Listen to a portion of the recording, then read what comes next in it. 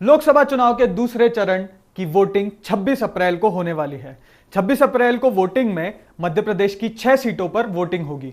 उनमें से 3 सीटों के बारे में हमने ऑलरेडी पिछले वीडियो में बात कर ली है। इस वीडियो में हम बाकी बची 3 सीटों पर बात करेंगे और वो 3 सीटें हैं टीकमगढ़, होशंगाबाद और खजुराहो। इन 3 सीटों पर हम आपको राजनीतिक समीकरण बताएंगे और आपको बताएंगे कि आखिर किसका पलड़ा इन 3 सीटों पर भारी है। मैं हूं सार्थक नायक और आप देख रहे हैं खबर विभाग। मध्य प्रदेश के बुंदेलखंड की टीकमगढ़ लोकसभा सीट प्रदेश की राजनीति में काफी अहम है, क्योंकि यह सीट पड़ोसी राज्य उत्तर प्रदेश से सटी हुई है।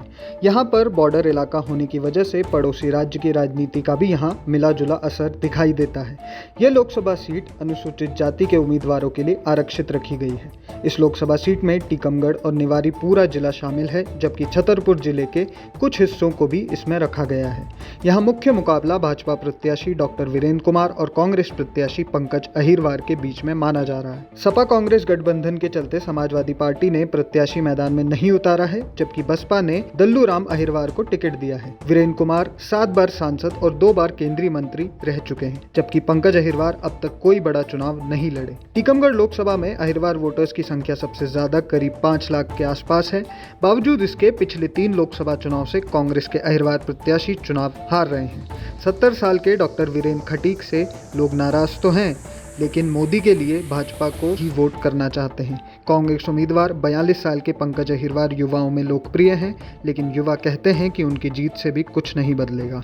टीकमगढ़ में अब भी बुनियादी समस्याएं हैं, लेकिन मोदी मैजिक बरकरार है। होशंगाबाद नरसिंहपुर लोकसभा सीट में पहली बार चुनाव लड़ रहे भाजपा के दर्शन सिंह कांग्रेस के दिग्गज संजय शर्मा पर भारी पड़ते दिख रहे हैं। एक एक कर कई नेता कांग्रेस का दामन छोड़कर भाजपा ज्वाइन कर चुके हैं, लेकिन पॉलिटिकल एक्सपर्ट्स का कहना है कि यदि मोदी मैजिक कम हुआ तो संजय भाजपा के खेमे में सेंधमारी कर सकते हैं। वजह यह है कि वे लंबे समय तक भाजपा में ही थे। लोकसभा क्षेत्र में 8 विधानसभा हैं, सभी में भाजपा के विधायक अच्छे मतों से जीते हैं। एमपी सरकार के 3 मंत्री भी इसी लोकसभा क्षेत्र से आते हैं। ऐसे में तीनों ही बड़े मंत्रियों की साख भी दांव पर है। भाजपा प्रत्याशी दर्शन सिंह चौधरी आज तक चुनाव नहीं लड़े हैं, उन्हें सीधे सांसद का टिकट दिया गया है। उनकी किसान नेता के रूप में छवि बनी है। वहीं कांग्रेस प्रत्याशी संजय शर्मा 3 बार के विधायक हैं। शर्मा पहले बीजेपी में रहे हैं, वहां उन्होंने चुनावी मैनेजमेंट को संभाला है। इस वजह से भाजपा के जमीनी कार्यकर्ताओं में उनकी तगड़ी पैठ है। वे भाजपा की हर रीति नीति को अच्छे से जानते हैं। यहाँ पहली बार चुनाव लड़ रहे दर्शन सिंह कांग्रेस के दिग्गज संजय पर फिर भी भारी हैं। खजुराहो लोकसभा सीट पर भाजपा के प्रदेश अध्यक्ष वीडी शर्मा को कांग्रेस सपा गठबंधन की उम्मीदवार मीरा यादव का पर्चा रद्द होने से वॉकओवर मिल गया है।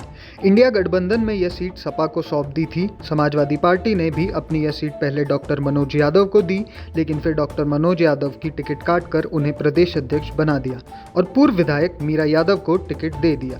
खजुराहो लोकसभा सीट से आए दिन कांग्रेस पदाधिकारी और कांग्रेस नेता बड़ी संख्या में बीजेपी ज्वाइन कर रहे हैं।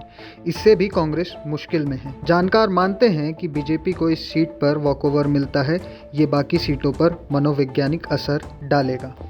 तो ये थे बाकी 3 सीटों के राजनीतिक समीकरण। जैसे कि हमने आपको बताया कि खजुराहो पे तो मामला सीधा ही है।